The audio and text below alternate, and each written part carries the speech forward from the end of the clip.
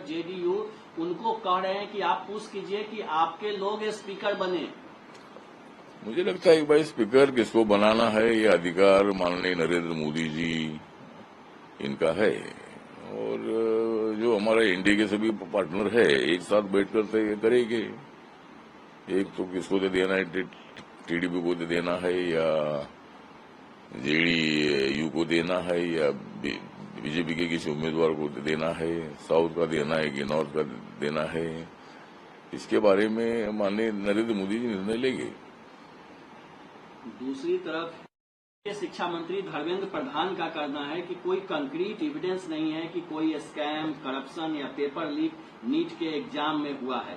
इस पर जो राजनीति हो रही है खास करके कांग्रेस की तरफ से, उसको लेकर निशाना साधा है कि इसका राजनीतिकरण नहीं होना चाहिए। मुझे लगता है कि धर्मेंद्र प्रधान जी ने बताया बात सही है कि भाई नीट एग्जाम में कोई गड़बड़ी नहीं हुई है, लेकिन कुछ 5-6 सेंटर में कोई चूक हुई है, और जहां थोड़ी चूक हुई है वहां दोबारा एग्जाम लेने के आदेश उन्होंने दे दिए है। तो मुझे लगता है कि भाई इसमें राजनीति करने की आवश्यकता नहीं है। तो इसमें कोई गड़बड़ी बिल्कुल नहीं है, पेपर कोई लीक नहीं हुआ था, लेकिन कुछ सेंटर में कोई एग्जाम में कुछ चूक हुई है और वह दोबारा एग्जाम लेने की आदेश दे दिए है। तो एक अच्छी बात है कि भाई दोबारा अगर एग्जाम हो जाता है तो कोई प्रॉब्लम नहीं है। और दूसरी तरफ जयराम, लेकिन जो उनकी छवि अभी धूमिल हुई है उसको बचाने के लिए वो इटली जा रहे हैं। मुझे लगता है कि इटली जा रहे हैं, उनको बचाने के लिए इटली जाने की क्या आवश्यकता है। बचाने के लिए वो इंडिया में रहना चाहिए, और बचाने का विषय नहीं है। पूरी क्लियर मेजोरिटी एनडीए को मिली है। राजनीति में ऐसा होते रहता है। राजनीति में भारतीय जनता पार्टी कई साल अपोजिशन में रही। जब कांग्रेस पार्टी की तरफ जनता थी तो वो 60-70 साल तक सत्ता में रहे। वो मुझे लगता है कि इतनी सीट जो आई है कि कई सालों में जो अलायंस की सरकार बनी है कितने सालों से, मुझे लगता है कि राजीव गांधी के टाइम पर, मतलब इंदिरा गांधी के हत्या के बाद जो इलेक्शन हुआ था उसमें राजीव गांधी जी के नेतृत्व में अच्छी सफलता मिली थी, 400 तक सीटें में मिली थी। लेकिन अभी जब नरेंद्र मोदी जी 400 का नारा देते तो आप तो इसका राजनीति करते कि भाई 400 को पार करना नारा दे रहे हैं, लेकिन तो उनको 400 सीटें मिली थी। और मुझे लगता है कि नरेंद्र मोदी जी की छवि बहुत अच्छी है।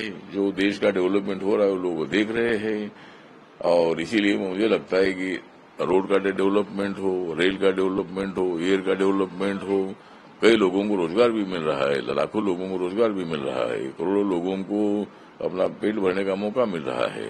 25 करोड़ लोग गरीबी रेखा के ऊपर आए हैं। तो मुझे लगता है ये सब काम ही है। कुछ कारणों से मतलब जो संविधान बदलेगा इसी तरह की अफवाहें फैलाकर समाज में दूरियां निर्माण करने का काम में किया था। इसीलिए सीटें कम है आई, ये बात ठीक है, लेकिन एनडीए के नाम पर हम चुनाव लड़ा था, बीजेपी के नाम पर नहीं।